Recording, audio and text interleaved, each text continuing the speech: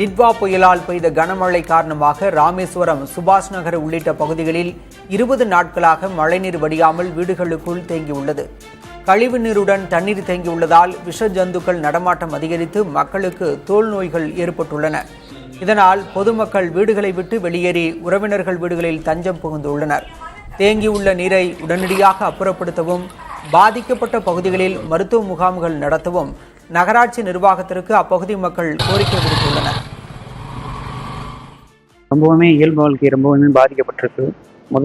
வீடே மொத்தத்தில் பாதிக்கப்பட்டிருக்கேன். எங்கள் வீட்டில் உள்ளவங்க எல்லாம் அனுப்பிட்டு நான் வீட்டு பாதுகாப்பாக நான் ஒரு நாள் வீட்டில் இருக்கேன். அம்மா அப்பா எல்லாரையும் ஊருக்கு அனுப்பி வச்சுட்டேன். அந்த அளவுக்கு மோசமான நிலைமை இருக்க முடியல. ரொம்பவுமே கஷ்டமா இருக்கு.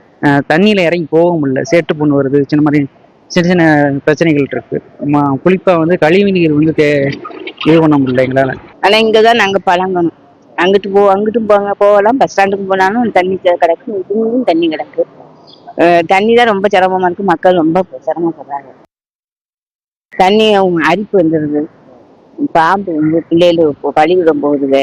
ரொம்ப சிரமமா இருக்கு.